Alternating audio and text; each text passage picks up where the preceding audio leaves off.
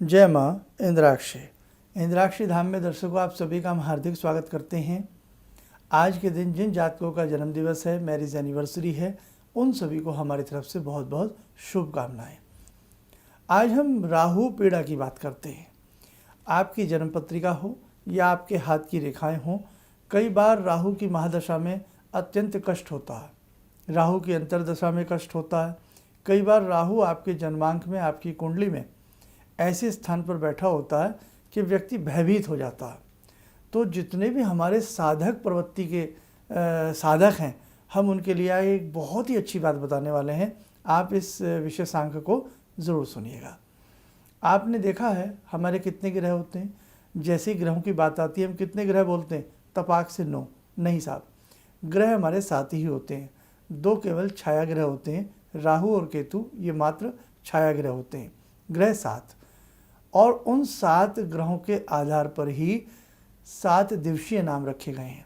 जैसे चंद्रमा को क्या कहते हैं, सोम, तो सोमवार, रवि रविवार, बुध बुधवार। तो ग्रहों के नाम पर ही दिनों के नाम तय किए गए हैं। राहु केतु के नाम पर कोई ग्रह यानी कि कोई नाम दिन का तय नहीं है। क्यों? क्योंकि ये मात्र छाया ग्रह है। अब आगे बढ़ते हैं। यहाँ मैं वो प्रसंग तो नहीं सुनाने वाला कि राहु की उत्पत्ति कैसे हुई, केतु की उत्पत्ति कैसे हुई। इतना कह सकता हूँ कि एक शरीर के 2 भाग हैं। ऊपर के हिस्से को राहु कहते हैं और धड़ के हिस्से को यानी कि पूंछ वाले हिस्से को, नीचे वाले को केतु कहा जाता है।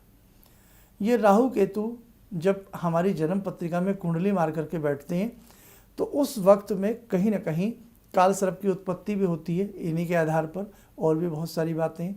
जन्मांक में 7वें भाव में कन्या के विवाह को कमज़ोर बना देती हैं, विवाह के योग को कमज़ोर बना देती हैं। 5वें भाव में चले जाएं, अशुभ ग्रह के साथ चले जाएं, शत्रु ग्रह के साथ चले जाएं तो बुद्धि को बिडाल बना देती हैं। एकादश भाव में चले जाएं, कहीं ऐसे स्थान पर चले जाएं तो कई बार गलत चीज़ों में भी व्यक्ति को डाल देते हैं और वो अपना पैसा गलत तरीके से इन्वेस्ट कर देता है। तो बहुत सारी ऐसी चीज़ें हैं जो हमें राहु के प्रति अपनी जन्म पत्रिका को कस करके देखना चाहिए। और इसीलिए कई बार हम इसके नाना भांति के आप लोगों को उपाय भी देते हैं। जो लोग हमसे कॉल अपॉइंटमेंट लेते हैं या मिलने आते हैं, अभी तो खैर नहीं, लेकिन जैसे ही अब उस स्थिति में बहुत सारे ऐसे उपाय निकल करके आते हैं तो वहाँ हम बताते भी हैं कि देखो राहु के लिए आप भैरव की साधना करें, ये करें। तो आइए अब हम अपने सब्जेक्ट को प्रस्तुत करते हैं कि राहु किसी भी प्रकार से आपकी कुंडली में आपको पीड़ा ना दे सके, उसके लिए हमें क्या करना चाहिए। नंबर 1, साधकों के लिए प्रसन्नता। जो भी साधक प्रवृत्ति के प्राणी हैं, जो भी साधक हैं, आप किसी भी इष्ट मंत्र की साधना करते हैं, किसी भी अपने भगवती के मंत्र की साधना करते हैं, जो अपनी साधना को बहुत ही अच्छे तरीके से करते हैं, अपने गुरु के मंत्र को बहुत अच्छे से तरीके से करते हैं, अपने गुरु के प्रति श्रद्धा और भगवान के प्रति अगाध श्रद्धा उत्पन्न होती है, तो वहाँ पर ये ग्रह भी एक बार को सोचने पर मजबूर हो जाते हैं कि आपको कुछ कष्ट दूं या ना दूं। ये वास्तविकता है। जिस घर में बहुत अच्छे से पहरेदारी होती है और कोई पावरफुल व्यक्ति रहता है, दबंग व्यक्ति रहता है, तो चोर भी 100 बार सोचेगा उस घर में जाने के लिए। समझ गए? ऐसे समझ लो। और जहाँ सब कुछ लुंज पुंज है, ढीला ढुला है, लापरवाही हैं और इतना अच्छा कुछ वो भी नहीं है, बलाबल नहीं है, तो वहाँ पर फिर तो गड़बड़ हो जाती है। तो ऐसे ही ये ग्रह और ये प्रेत ग्रह भी होते हैं। चोर ग्रह, बाल ग्रह, कुष्मांड ग्रह, अनेक प्रकार की चीज़ें हैं। अभी तो मैंने आपको जितना धीरे धीरे आप सीख रहे हैं, पढ़ रहे हैं या जान रहे हैं, मुझे लगता है ये एस्ट्रोलॉजी का अभी 1% है। जी हाँ, यस, 99% अभी कहते हैं ना बहुत कुछ बाकी है। अब आप देखो कितना विशाल ये ज्योतिष का सागर है। तो इसमें तो जितनी डुबकी लगाओगे उतना व्यक्ति खो जाता है, डूबता चला जाता है। तो ये सब्जेक्ट मेरा बहुत लोगों के कमेंट्स आ रहे हैं, सर हमें ज्योतिष सिखाइए, हमें अंक विद्या का ज्ञान दीजिए, हमें सामुद्रिक शास्त्र का ज्ञान दीजिए, पामिस्ट्री के बारे में बताइए। तो वैसे तो मैंने अपनी बहुत वीडियो में समय समय पर बताया है, लेकिन मैं विचार कर रहा हूँ कि कुछ ऐसी ज्योतिष की कक्षाएं यहीं के माध्यम से आपको ऐसी दे दी जाएं कि आपको बेसिक नॉलेज तो मिल ही जाए, ताकि आपको कोई मूर्ख ना बना सके। और जो चीज़ें सबको पता है वो आपको भी पता होनी ही चाहिए। तो आज मैंने जैसे ग्रहों की बात कही, तो अब इसी में हम राहु की उत्पीड़न की बात कर रहे हैं कि जो साधक प्रवृत्ति के साधक हैं, अगर उनकी साधना बहुत अच्छी चल रही है, अपने गुरु के प्रति श्रद्धा है, भगवान के प्रति अच्छी श्रद्धा है, तो वहाँ राहु जैसे ग्रह झांकते भी नहीं है, क्योंकि आपकी साधना का बल इतना बढ़ जाता है। जी हाँ, अगर राहु किसी ग्रह के साथ युतिबद्ध है और उस ग्रह का बलाबल राहु से अच्छा है, तो वहाँ पर भी राहु कमज़ोर पड़ जाएगा। और यदि उस ग्रह का बलाबल कमज़ोर है, उस बलाबल के लिए हमें ग्रहों का बल, ग्रहों की डिग्री आदि देखनी होती है। उस ग्रह का बल कमज़ोर है और राहु का बल ज़्यादा है, हावी हो जाएगा, तब नुकसान होता है। जरूरी नहीं कि राहु ग्रह हमेशा नुकसान देते हों, ये मालामाल भी बना देते हैं। ये व्यक्ति को अर्श से फर्श पे ले जाते हैं और फर्श से अर्श पे ले जाते हैं। ये ग्रह ऐसे होते हैं, राजा को रंग बनाने का कार्य करते हैं और रंग को राजा भी बना देते हैं। तो अब हम इनके लिए क्या उपाय करें? एक उपाय तो अपनी साधना को अच्छा रखना, ये उपाय। दूसरी बात, राहु के लिए सबसे शानदार है भैरव साधना, हनुमान जी की साधना। 2 साधनाओं से राहु हमेशा घबराता है। जो व्यक्ति अच्छे से भैरव साधना करता है या हनुमान जी की नाना भांति के मंत्रों को पढ़ता है, यज्ञ करता है, हवन करता है, वहाँ पर भी आपके जन्मांग में कितने भी राहु भयंकर क्यों ना हो, लेकिन वो आपको सताएंगे नहीं, आपको तंग नहीं करेंगे। और इसी के साथ साथ हमें राहु से संबंधित कुछ उपाय भी करते रहने चाहिए। जैसे हम कुत्ते को दूध पिलाते रहें शनिवार के दिन, और ये वैसे भी शुभ कार्य है, अच्छा कार्य है। थोड़ा बहुत कुत्ते को दूध दे दिया, बिस्किट दे दिया, कुछ ना कुछ अपने हाथ से सेवा होती रहे। इससे राहु भी प्रसन्न रहते हैं और भैरव भी प्रसन्न रहते हैं, क्योंकि भैरव की सवारी है। और इसके लिए जैसे काला कंबल होता है और एक इसका स्नान भी होता है, लेकिन वो किसी विशेष विधि में किया जाता है। राहु के स्नान में क्या क्या चीज़ें डाली जाती हैं पढ़ के बता देता हूँ। कस्तूरी थोड़ी सी, गज दंत भस्म डाली जाती है, थोड़ी सी मिल जाती है, लोबान मिल जाती है, चंदन का इत्र। और चंदन कौन सा लेना है इसमें? सफ़ेद वाला।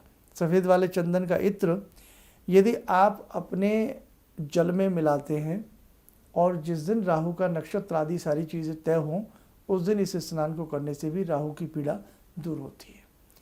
जिन लोगों के अक्सर पेट में कमजोरी रहती हो, पैरों में वेदना रहती हो, तो वहाँ पर भी राहु ठीक नहीं है। हमें कुछ ऐसे दान उपाय कर लेने चाहिए।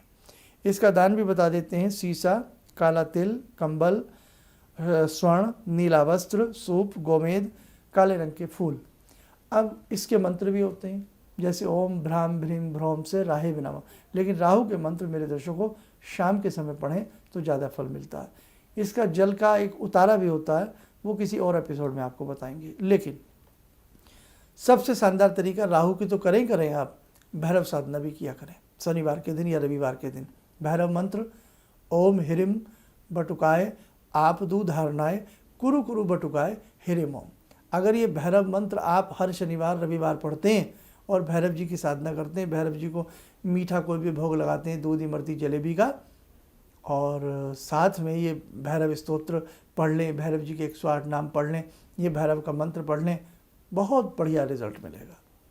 किसी भी मंदिर में भैरव जी के जाके सरसों के तेल का दीप लगाएं, उन्हें पुष्प चढ़ाएं और कुछ मिष्ठान चढ़ाएं, बहुत ही अच्छा आपको रिजल्ट मिलेगा। और जब भैरव प्रसन्न होते हैं तब राहु भी प्रसन्न हो जाते हैं और आपको वर ही मिलता है।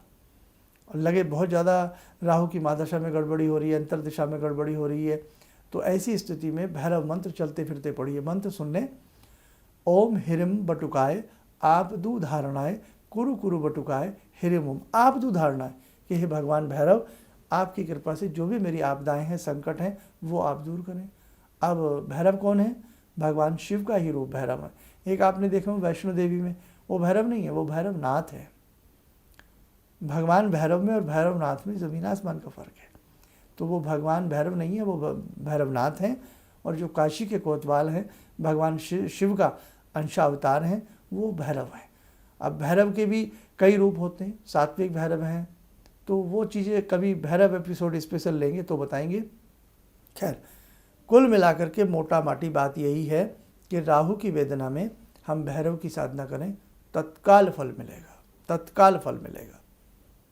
आप करके देखें, भैरव के मंत्र, भैरव के स्तोत्र, भैरव जी के 108 नाम, भैरव स्तोत्र रत्नावली और कुत्ते की सेवा, भैरव के सामने सरसों के तेल का दीप जलाना, दूध, जलेबी, इमरती, कोई ना कोई ऐसा चीज़ प्रस्तुत करना, और भैरव की साधना ख़ास तौर से शाम के समय या रात्रि के 12 बजे से पहले पहले अधिक फलदायिनी होती। तो दर्शकों, आज हमने कुछ बताया आपको भैरव साधना के बारे में और राहु के प्रकोप के बारे में। तो कहीं भी आपको ये लगता है कि कहीं ना कहीं राहु से समस्या कोई जीवन में है, तो उसके लिए आप भैरव साधना करें, गुरु मंत्र की साधना करें और अपनी दैनिक साधना को अच्छे से करें। जब भी आप किसी को अपनी जन्म पत्रिका दिखाएं या हाथ की रेखाएं दिखाएं, तो भैरव की साधना खास तौर से बहुत फल देगी जब आपको राहु की महादशा है या राहु की अंतर्दशा है। यानी कि आप कुंडली दिखाते हैं या अपने हाथ की रेखाएं दिखाते हैं, तो ज़रूर जान लें कि कहीं राहु की वजह से कोई समस्या जीवन में आ तो नहीं रही। जैसे सप्तम भाव में राहु चला जाए तो विवाह में कई बार दिक्कतें भी आ जाती हैं, लेकिन देखा जाता है कि राहु का बल कैसा है और राहु किस भाव के कारक हैं और राहु किस ग्रह के साथ युतिबद्ध है। तो ये चीज़ तो कोई जानकारी आपको बताएगा। आगे आगे मैं प्रयास करूँगा कि सब्जेक्ट को और भी सरल बना करके आपको समझाने का प्रयास करूँ। इन्हीं शब्दों के साथ हम अपनी वाणी को विराम देते हैं। जय माँ इंद्राक्षी।